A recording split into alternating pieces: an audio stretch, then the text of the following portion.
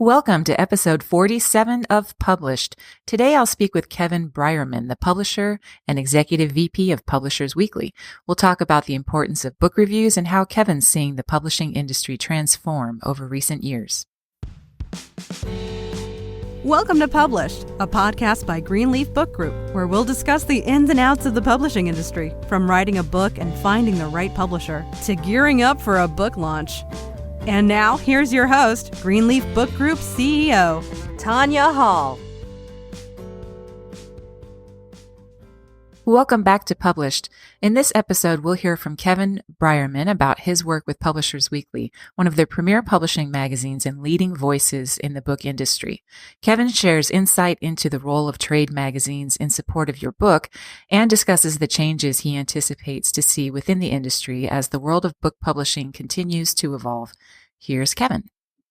All right, Cevin, welcome to Published. Well, I'm happy to be here and happy to reconnect with you, Tanya. It's been a while. It has been a while. So to start, why don't you tell us a bit about yourself and what you do at PW? I've been in the industry for over 30 years now. I have actually helped buy PW, LJ and SLJ, and Balco from Xerox back in the late 80s. I was more of a financial guy that worked on M&A and acquisitions, but PW, LJ were my corporate responsibility, and as time moved forward, I applied for the position as publisher. I was granted the opportunity to be publisher at PW about 15 years ago. I had a different look at the industry, very strongly wanted to support independent presses because PW is very New York-centric and big houses. So took over the helm 15 years ago. As I said, 30 years in the industry in different capacities at PW, but now the executive vice president and publisher of PW. We took PW private 10 years ago when Reed Elsevier decided to sell off all their magazines. So my responsibility at PW as an entrepreneurial organization, I fill many positions there. Actually overseeing the publication, strategic planning, partnerships, but kind of involved in everyday decisions the best I can. We have 41 employees and a great team, but as I would say, I'm involved in a lot of decisions and strategy of the company and where it's going. And I handle international on my own in terms of developing new opportunities. We have now a magazine out of Spain called PW Espanol, and we have a magazine out of the UAE called PW Sharjah Book Fair. So trying to extend the brand, especially coming up in this year, responsible for the U.S. Book Fair, which is a virtual event, to help support the industry with Book Expo retiring. So overall, I would say I'm the chief bottle washer and chief complaint officer. You and me both. Yes. It's a little challenging, but it's fun. It sure is. So for the folks who maybe haven't heard of Publishers Weekly, can you give us some background on the publication itself? Sure. PW has been around for 150 years. Actually, next year we'll be celebrating 150th anniversary. We started back in the 1800s as the trade publication for book selling. So over 150 years of publishing experience. We are, I would say, we're the largest review medium of books in the industry. We do about 10,000 reviews out of the 50,000 books we get submitted for a possible review. We have 7 robust leading newsletters from children's to religion to libraries to must-read. So huge newsletter reach. We have a robust website. Has current information up to date, reaches 1.2 million consumers and trade enthusiasts every month. Our audience is mainly booksellers, librarians, authors, agents, distributors, wholesalers, and media. We are kind of the buzz of the industry. We connect B2B. So that's what PW it is. We have a fantastic crew of editors and writers that work for us. So that was kind of an overview of PW. We do special issues throughout the year for the book fairs, for Book Expo when it was around. So overall, we're kind of the go-to trade pre-publication magazine to create buzz, awareness, and sales for publishers. Okay. And you mentioned the emphasis on book reviews there, and you are, in fact, the self-described Bible of the book business. So how does PW bring value to the books that they review? And this is a question that we get a lot here as people wonder if trade publication reviews are as important as they once were in light of Goodreads and things like that.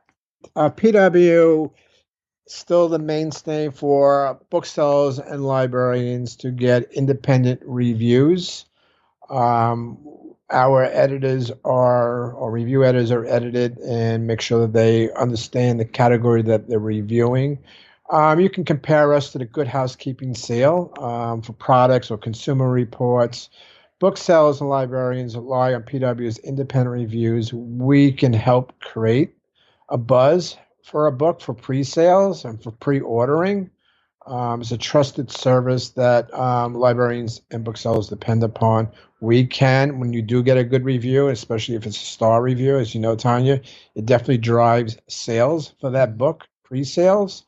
So I would say overall that our reviews and our competition out there that are independent reviews will help drive sales, awareness, and buzz for books. And it's very important for publishers to have reviews because they can use it on their book jackets and their advertising. This book has been reviewed by PW, and they usually quote us in their reviews or their ads or their social media outreach.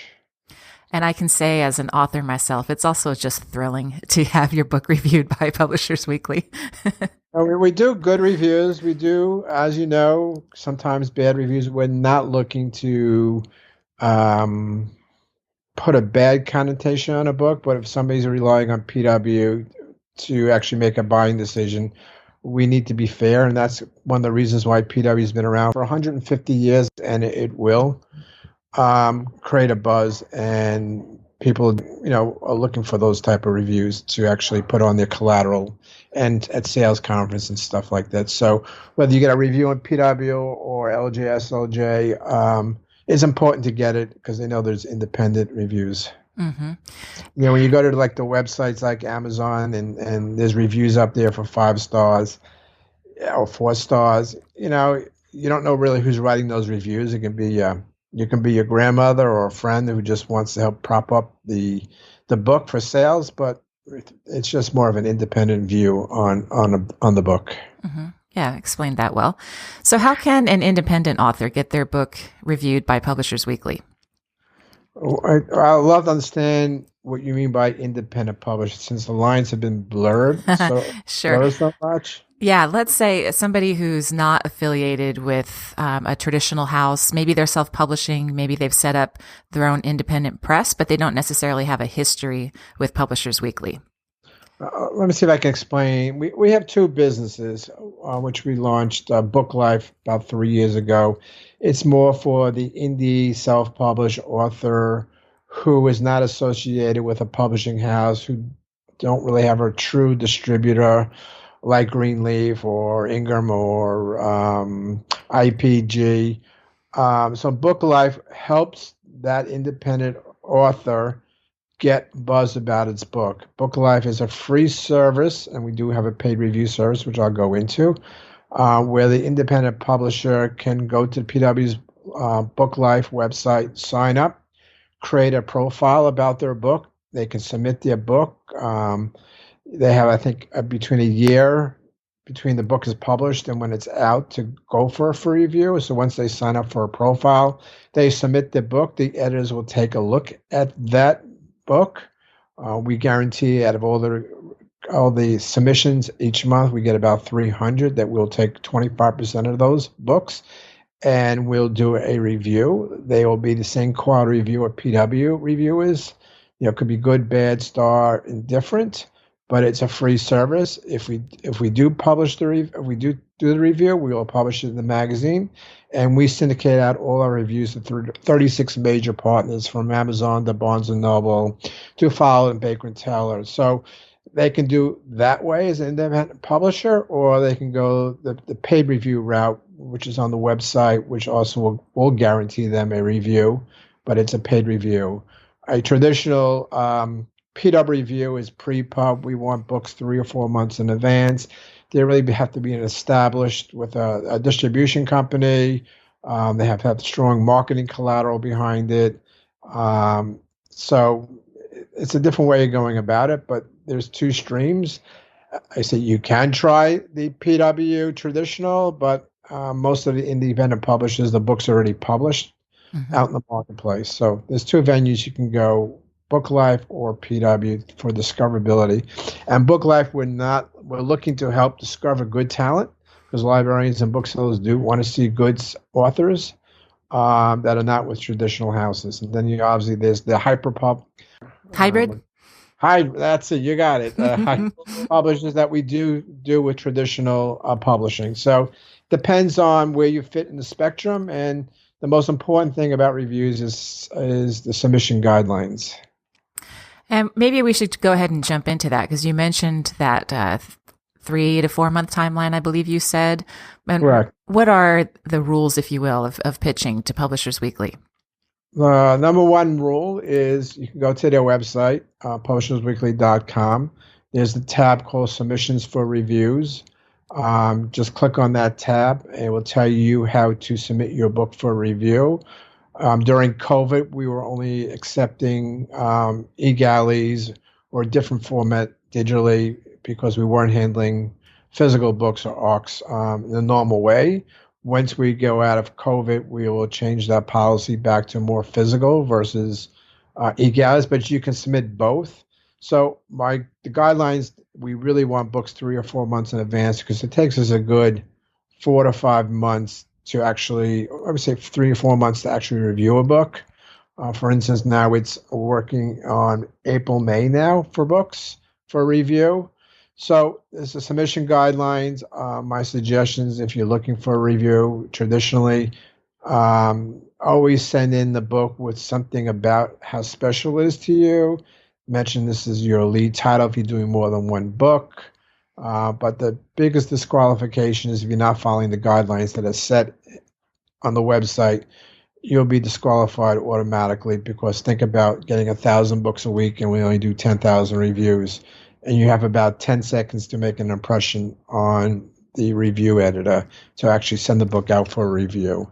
So very strict, but remember each publication has their own submission guidelines because LJ is not pre-pub. They're closely to pub date, and you should look at other submissions because everybody's different, but we really want books 3 or 4 months in advance. It takes us a lot of time to send them out, edit it, and publish them. Mm-hmm. Just for reference for our listeners, LJ is Library Journal, in case you're wondering what Kevin's lingo meant. All right, Library Journal, School Library Journal, and actually there's also Book List that all hopefully have the same procedures, but depending upon if they're pre-pub, which means pre-publication before the book comes out, or on publication date, which is pub date. Yeah, okay. And what are some of the features of Publishers Weekly that authors perhaps don't know about but should? It's a very good question, what they should know. Well, obviously, we create buzz. We help drive sales. We reach more than just booksellers. We were traditionally known as a trade publication, but I decided to venture into the library market. So we reach out to 18,000 public librarians. We're now reaching out into the school library market. We have a very strong international reach. If you're looking for an international reach of all the major trade shows, whether it's London, Frankfurt, Sharjah, Bologna. So PW has many different arms in the marketplace with different groups. We're the only publication that I believe that has many different niches. We reach comics, we reach religion, we reach children's, where like LJ is totally focused on the public libraries and vendors. Booklist is the same thing. Kirkus reaches out to kind of the same audience, but I would say that we reach many different niches.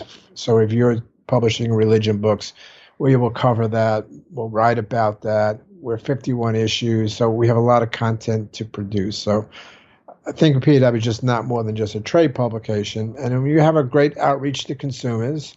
and we have over 1.5 million social media followers on Twitter or Instagram or Facebook.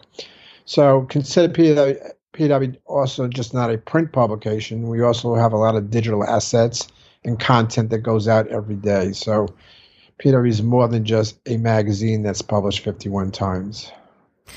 And you mentioned that you had switched to e-galleys due to COVID. And again, for our listeners, that is an electronic advanced reading copy, basically, so Correct. that you're not handling physical copies, which makes sense.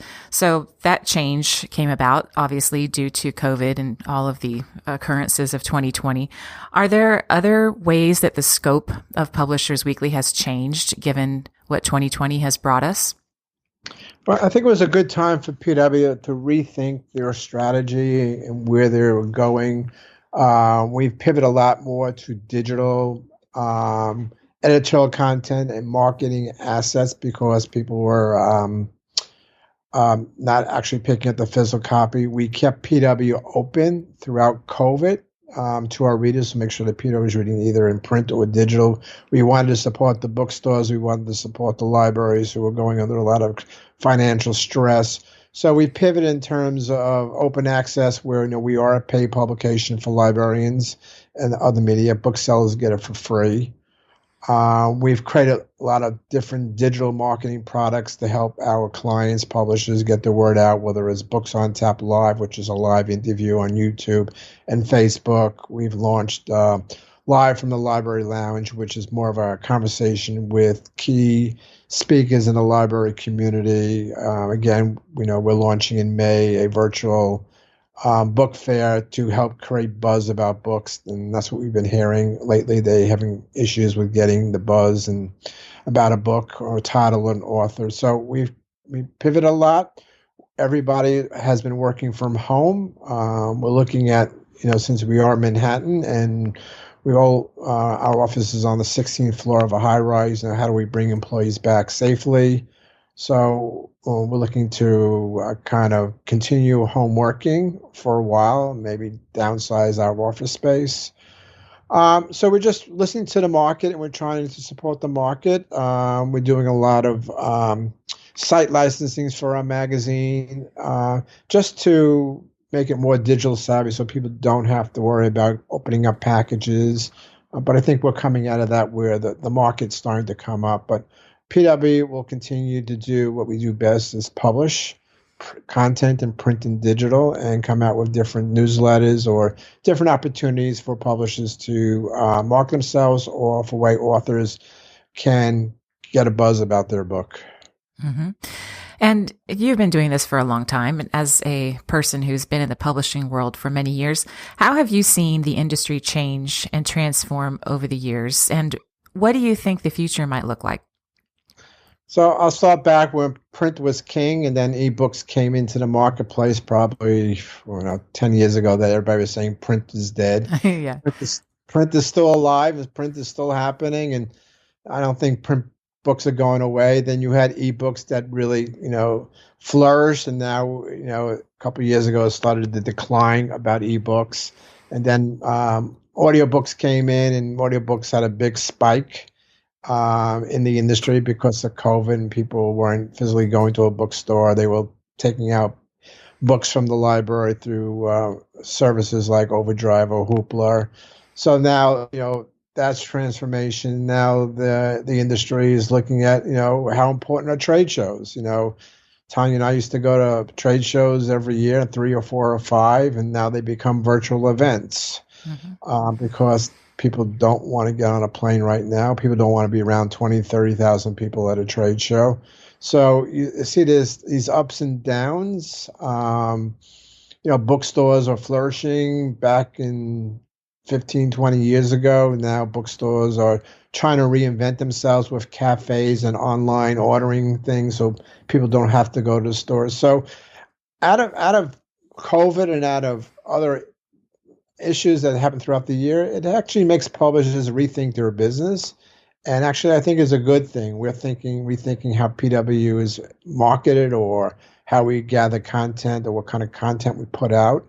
So it has gone through many transformations, but publishing still is flourishing. You'll see a lot of consolidations, and I think in the next couple of years with publishing houses being gobbled up by other publishing houses, and you see that Penguin Random House is going to buy SNS, HMH is up for sale. So there's a lot of movement and a lot of people looking at their business. Is this a core asset for their business? And a lot of these big houses are owned by big media conglomerates. So it's always in transition, and I always believe that transition is good and disruption is good for businesses because it really makes you think differently about your product.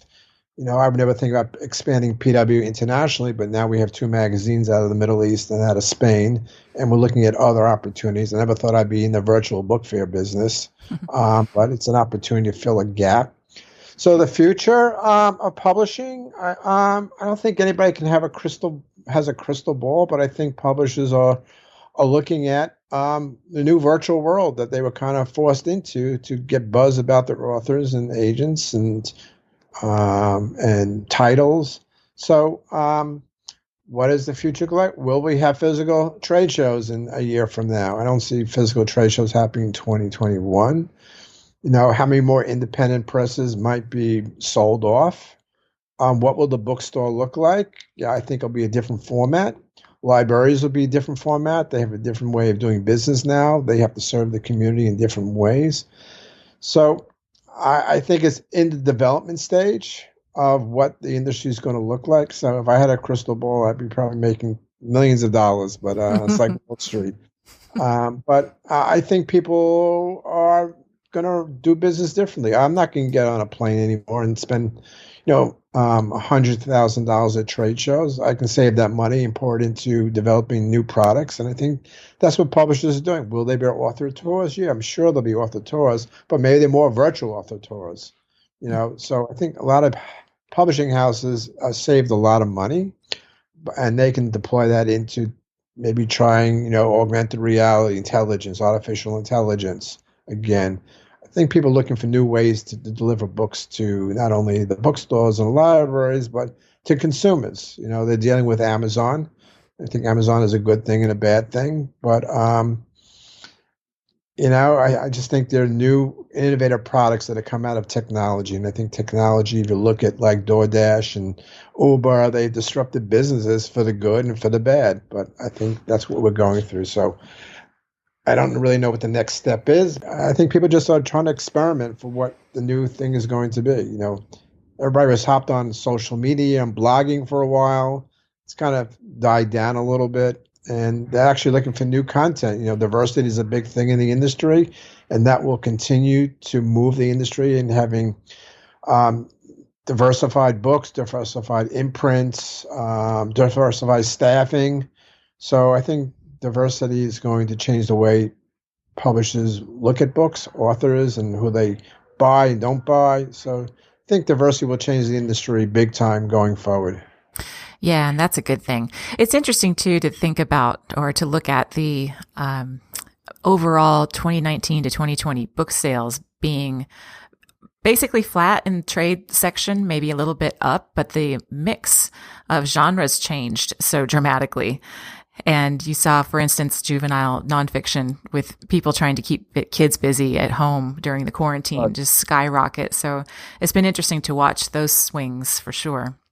Well, you also think about it. I never thought I would enter the school library market, but since COVID happened, I've watching all the information and watching friends who have children that they now become teachers, trying to hold down a full-time job, and virtual learning is not the greatest. So we decided to launch a newsletter geared towards that type of content to help parents and librarians and booksellers serve the needs of parents who are struggling right now to educate. I have a friend who is going to teach algebra and chemistry, and it's difficult with online learning and just distance learning is easy. So, out of COVID came a new product to help serve the needs of parents, librarians, and school librarians. That's great that you're innovating in that way. Well, Kevin, this has been super insightful. Is there anything else, any other advice maybe that you'd like to share with the authors listening to us today? Well, especially with the independent authors, I always believe that you need to educate yourself. And what I mean by educating, because I've gone to a lot of meetings, and it's very easy to produce a book. But it's really taking the next step of how you get that book to market. Who know who your audience is, and really build a plan around to create buzz and be realistic about your goals. Obviously, everybody wants a best-selling book, and it's very difficult to be a best-selling book.